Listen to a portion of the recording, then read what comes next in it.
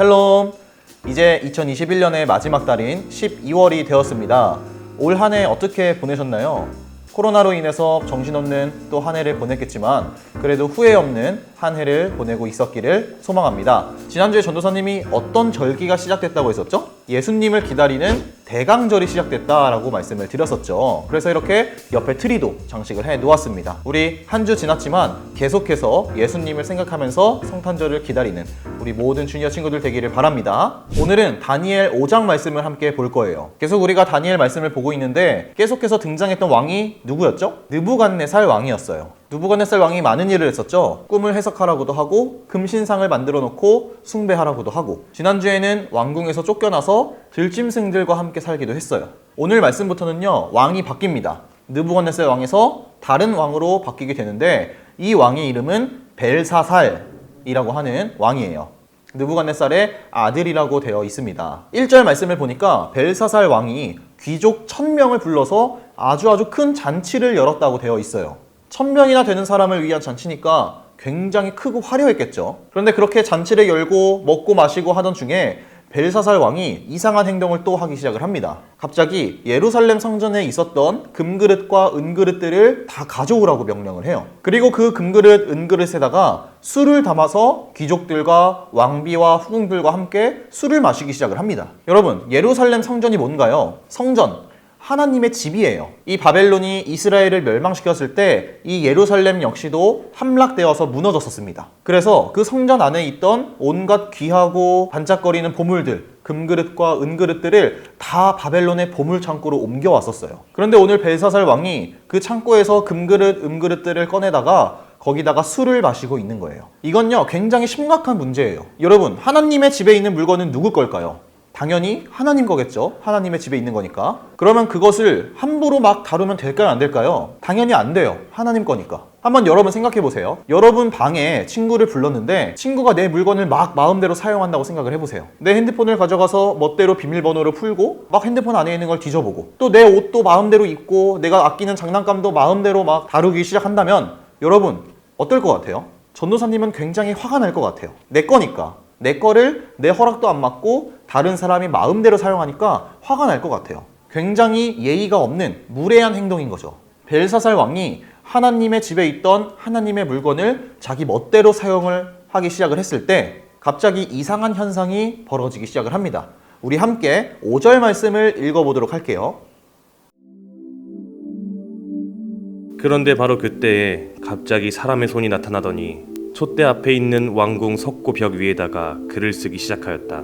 왕은 그 손가락이 글을 쓰는 것을 보고 있었다.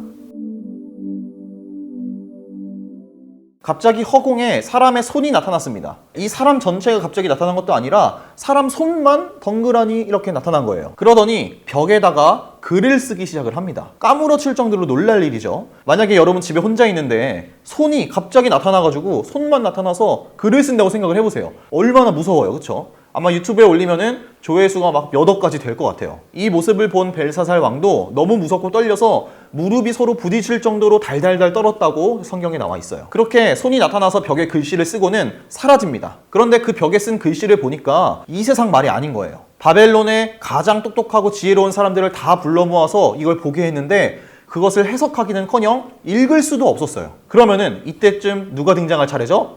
네, 다니엘이 또 등장을 합니다. 여기서 등장한 다니엘은요, 가장 먼저 이런 현상이 왜 일어났는지를 말해줬어요. 우리가 지난주까지 본 왕, 느부갓네살 왕이 있었죠.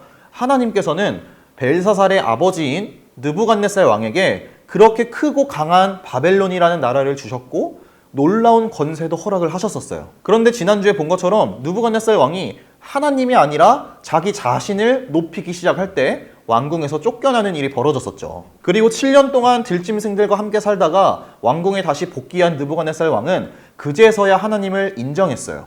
아, 하나님이 이 세상의 진짜 왕이구나 라는 것을 인정한 거죠. 그런데 느부갓네살 왕의 아들인 이 벨사살은 옆에서 자신의 아버지한테 일어난 일들을 다 봤었겠죠. 아들이니까요. 그런데도 지금 느부갓네살 왕의 아들 이 벨사살은 자신의 아버지가 쫓겨났었고 복귀한 그런 것들을 다 봤음에도 불구하고 지금 또다시 하나님을 무시하고 하나님의 말씀대로 살지 않고 오히려 자신을 높이면서 그렇게 살고 있던 거예요. 그리고 오늘 본 것처럼 어떤 일까지 했죠? 하나님의 성전에 있는 물건을 마음대로 사용해서 거기다가 술을 먹기까지 했어요. 그래서 하나님께서 손을 보내셔서 그 벽에 글을 쓰게 하신 거예요. 그러면서 이제 다니엘이 이 글이 무슨 글인지를 알려주는데요. 이런 글자였어요. 메네, 메네, 데겔, 우바르신 이라는 글자였어요.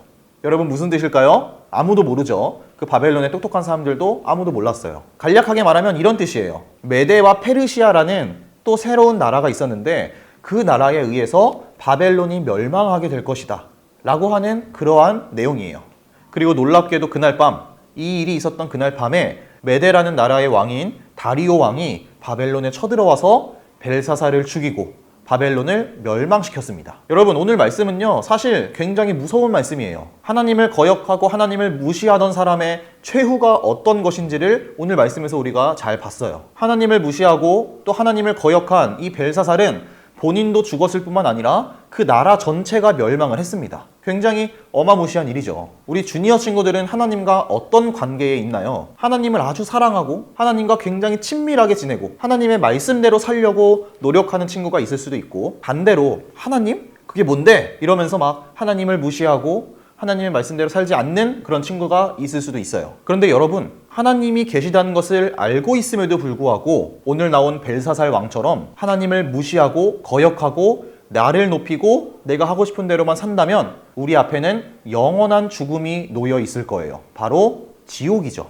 우리가 평소에 이런 이야기를 많이 들었어요. 하나님께서는 나를 사랑하신다.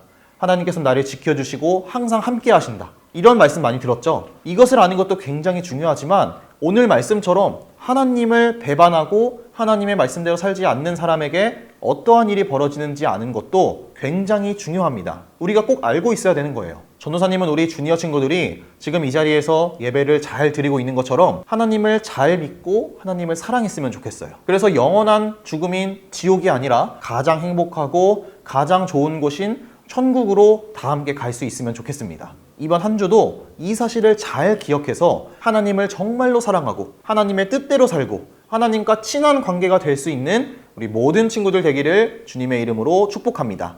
전도사님이 기도할게요. 하나님 감사합니다. 오늘은 하나님을 무시하고 하나님을 거역한 벨사살 왕이 어떻게 되었는지를 보았습니다. 우리가 하나님께서 나를 사랑하시고 함께 하시고 지켜주신다는 것을 아는 것도 참 중요하지만 하나님을 따르지 않을 때 어떻게 되는지를 아는 것도 참 중요합니다. 우리 친구들이 이렇게 예배드리는 것처럼 이 세상에서 살면서 하나님을 사랑하는 마음이 변하지 않게 해주시고 끝까지 하나님과 함께 할 수 있게 해주세요. 그래서 영원한 지옥이 아니라 하나님과 계속 함께 할 수 있는 천국으로 갈 수 있는 우리 모든 주니어 친구들 될 수 있게 해주세요. 우리를 너무나 사랑하시는 예수님의 이름으로 기도드립니다. 아멘. 예수님께서 가르쳐주신 기도로 오늘 예배를 마치도록 하겠습니다. 하늘에 계신 우리 아버지여, 이름이 거룩히 여김을 받으시오며 나라가 임하시오며 뜻이 하늘에서 이루어진 것 같이 땅에서도 이루어지이다. 오늘 우리에게 일용할 양식을 주시옵고 우리가 우리에게 죄 지은 자를 사하여 준 것 같이 우리 죄를 사하여 주시옵고 우리를 시험에 들게 하지 마시옵고 다만 악에서 구하시옵소서. 나라와 권세와 영광이 아버지께 영원히 있사옵나이다. 아멘.